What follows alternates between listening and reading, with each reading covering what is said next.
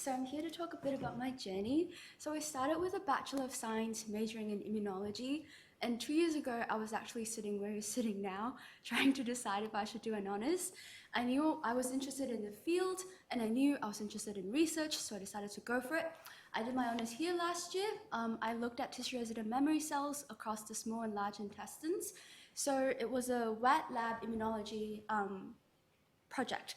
And if you're unfamiliar with the term wet lab, it basically just means that I did a lot of pipetting, cell cultures, and mice work to answer my research questions. And I really liked it. I was passionate about my research and my project, but I just wasn't sure if my project was right for me.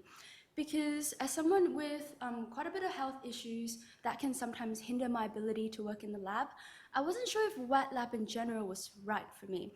So that led me to thinking a lot into what I can do that both interests me and that would be more suitable for me long term.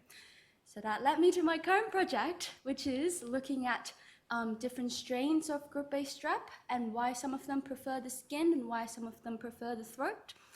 And it's a dry lab project, and dry lab basically just means sitting down on your computers and coding to solve your research questions. And when I decided on this project, a lot of people called me brave because, well, I had no experience in dry lab and I was struggling to use PowerPoint and now I had to code. So I think that as long as you're interested in the research, as long as you're passionate about it, as long as you're willing to put in the work, you're willing to learn, you're in a supportive environment, you're going to be fine. So I think picking a project that interests you and is suitable for you is equally as important.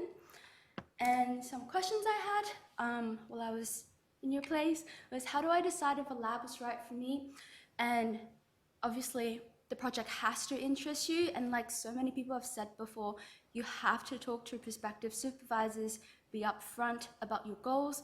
Also, if you can, talk to the current students to get a feel of who you'll be working with. And honours is long. What if you're struggling a little too much during the middle of it, or if you're not sure your project's right for you? I think it's important to speak to your supervisors because they're there to mentor you, but they can't help you if you don't reach out to them. Reach out to your peers as well for support, even though sometimes you may get advice like open up a bakery. At least you'll have a little laugh. And also reflect on what's not working out for you and why it is not working out for you. So honours is overwhelming. Like many before me have said, it's important to put time aside. The Doherty does run a lot of social events for the students to socialise with people outside of the lab.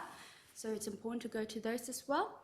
And I know as soon as I decided to do an honours here, I was already stressing about what to do after honours. And if you're like me, my advice is just stay in the moment. Honours is already such a fast-paced, jam-packed year. You really have to immerse yourself fully in the experience, make the most out of it, go to all the departmental seminars, network with people outside of the lab to decide if it's right for you.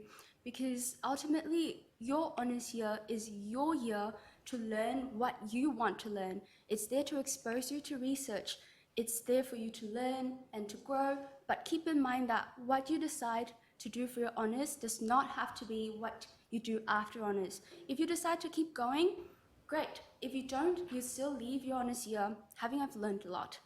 That's all I have to say. Thank you for listening. Shiun.